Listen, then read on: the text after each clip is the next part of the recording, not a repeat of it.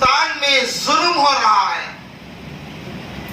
غریبوں پر مظلوموں پر ظلم ہو رہا ہے، عورتوں پر اتیاچار ہو رہا ہے۔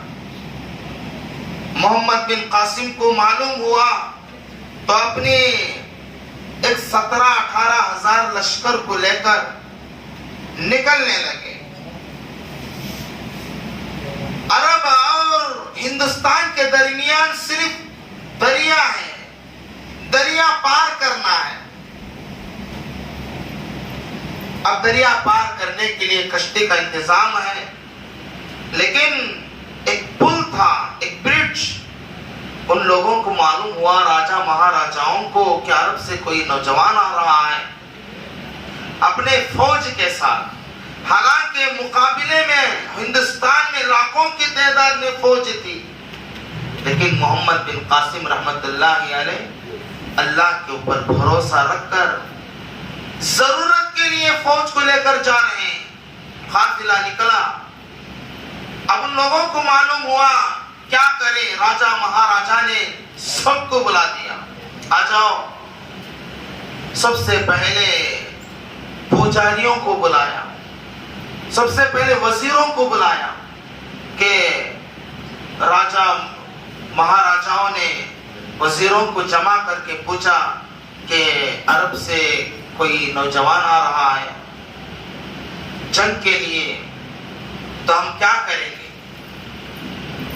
وزیر کہا کہ بادشاہ ڈرنے کی کیا ضرورت ہے، 18-17 ہزار کی فوج ہے، ہمارے پاس تو لاکھوں کی تعداد میں فوج ہے، مقابلہ کر لیں گے، مار دیں گے۔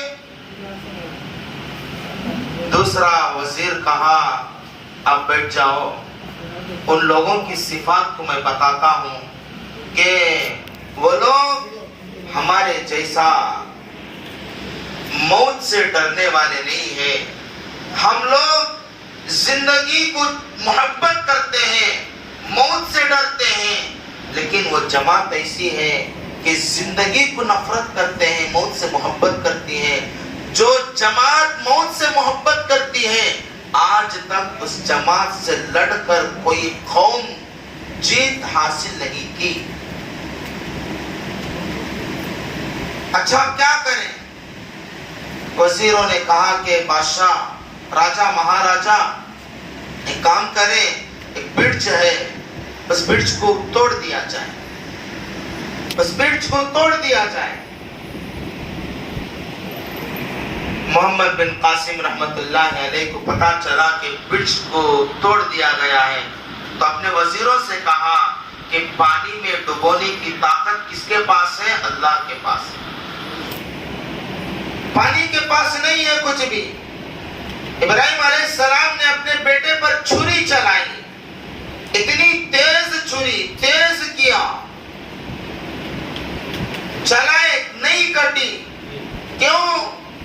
کاٹنے کی طاقت اللہ کے پاس ہے، نہیں کٹی، اللہ کا حکم نہیں ہوا۔ کیا ایمان تھا 17-18 سال نوجوان کی۔ محمد بن قاسم رحمت اللہ علیہ اپنے فوج سے کہا کہ 17 سال نوجوان کا ایمان دیکھیے، سمندر میں ڈبونے کی طاقت ہے یا اللہ کے پاس ہے؟ پوری فوج نے کہا اللہ کے پاس۔ بس ایسے ہی اپنے گھوڑوں کو دوڑا دیا۔ آپ کے امام صاحب ہمیشہ شاعر کہتے ہیں، دشت تو دشت ہم دریا بھی نہ چھوڑے، بحر ظلمات میں دوڑا دیے ہم گھوڑے۔ اب وہ لوگ گھوڑوں کو دوڑا دیے سمندر میں، تو راجہ مہاراجاؤں کی فوج دیکھ کر کہتے ہیں کہ یہ تو انسان نہیں ہے، دیو آ رہے ہیں، دیو آمد، برج نہیں ہے۔ ایسے ہی دریاؤں پر گھوڑے چلا دیے، تو تاریخ میں لکھا ہوا ہے جیسے زمین پر گھوڑے چلاتے ہیں تو آواز آتی ہے، ایسے ہی سمندر میں بھی وہ آوازیں آنے لگی۔ محمد بن قاسم رحمت اللہ علیہ، اب بادشاہ کو معلوم ہو گیا کہ محمد آ گیا ہے۔ راجہ نے وزیروں کو ہٹا دیا. اب کیا کریں, مقابلہ نہیں کر سکتے. وہ جماعت ہتھیلیوں میں اپنی جان کو لے کر آتے ہیں. ہتھیلیوں میں جان کو رکھ کر لڑنے والوں کے ساتھ کبھی کامیاب نہیں ہوں گے.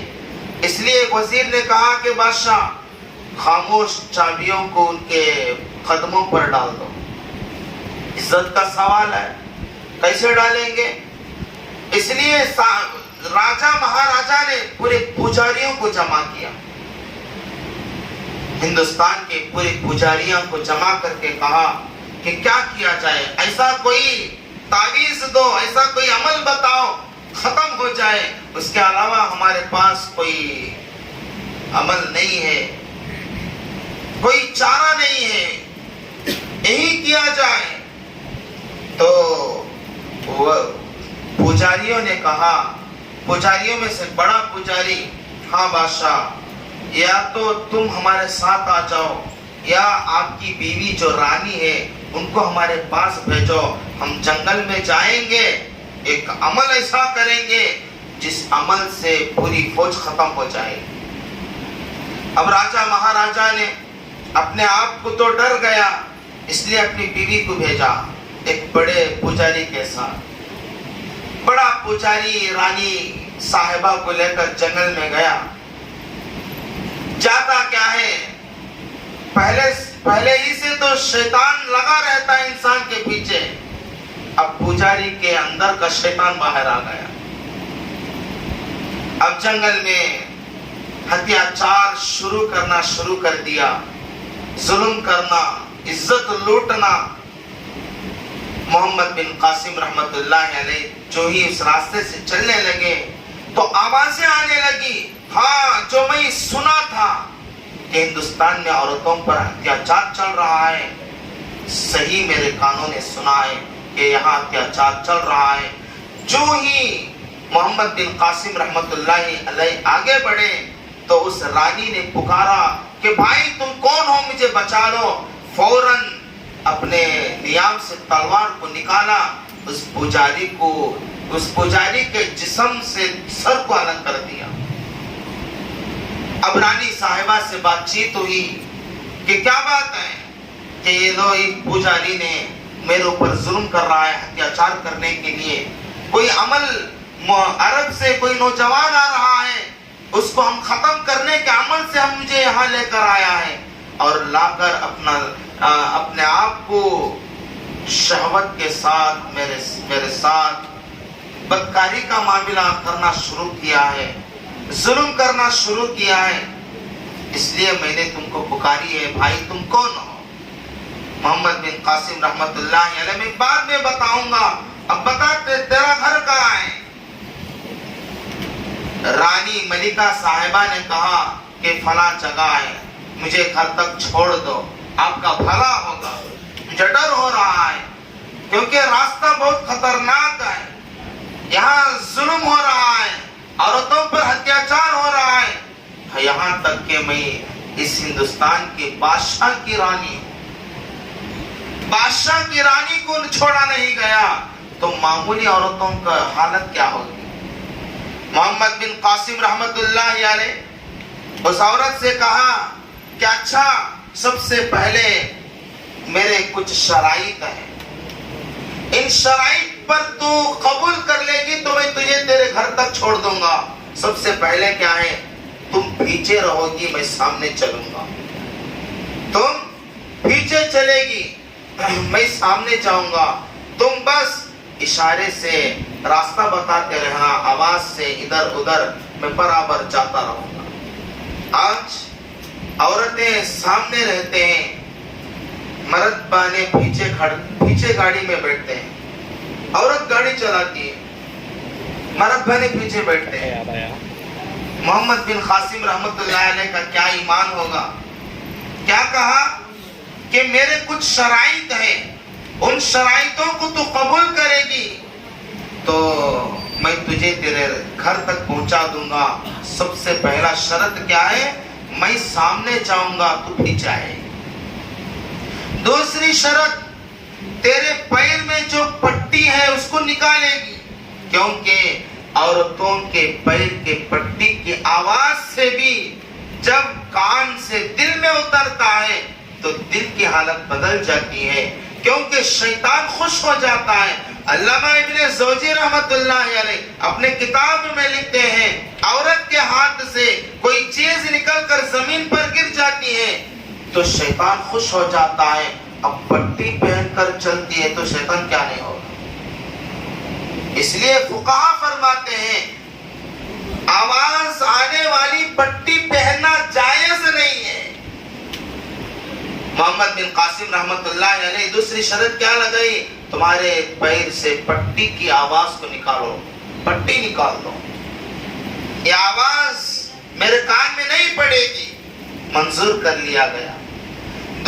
تیسری شرط، جب تک تمہارا گھر نہیں آئے گا اس وقت تک تم کوئی بات نہیں کر سکتی۔ اچھا، ان 3 شرطوں کو قبول کر لی۔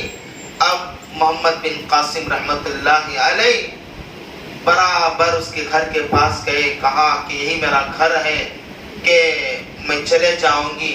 جاتی جاتی کہنے لگی کہ بھائی اب تو بتا کہ میرا وہ گھر آ گیا ہے، تم بھی چلے جا رہے ہو، تم تو میری بہت مدد کی، میری جان کی حفاظت کی، میری عزت کی بھی حفاظت کی، بھائی بتاؤ تم کون ہو، کتنے اچھے نوجوان ہیں تم کون ہو، تمہارا نام بتاؤ۔ محمد بن قاسم رحمت اللہ علیہ نے کہا جو پجاری جس تعویذ عمل سے عرب سے آنے والے نوجوان کو ختم کرنے کے لیے تم کو لے کر جنگل میں گیا تھا وہی نوجوان میں ہوں۔ بھائی تمہارا نام کیا ہے؟ محمد۔ جس محمد کے غلام تم، جس محمد کے غلام محمد کی یہ اخلاق ہے تو تمہارے محمد کی کیا اخلاق ہوگی؟ بھائی میں ہاتھ جوڑ کر کہتی ہوں تم سے کلمہ پڑھاؤ۔ ایسے اخلاق تھے نوجوانوں کے۔ ایمان والوں کے ایسے اخلاق ہوتے ہیں، اخلاق سے دین پھیلتا ہے، اخلاق سے لوگ ایمان میں داخل ہوتے ہیں، چہرے کو دیکھ کر لوگوں نے ایمان کو داخل ہو جاتے ہیں۔ آج ہمارے اخلاق کیسے ہیں ہم سوچنی چاہیے۔ ہمارے سے لوگ ایمان میں ہمارے اخلاق سے داخل ہونے کے بجائے اچھے لوگ ہمارے اخلاق سے ٹوٹ جاتے ہیں۔ جیسے اخلاق ہم پیش کرتے ہیں لوگوں کے سامنے۔ میرے دوستو اپنی زندگی میں تبدیلی لاؤ، ایسے راتوں کو ضائع نہ کرو، عبادت میں اللہ کے سامنے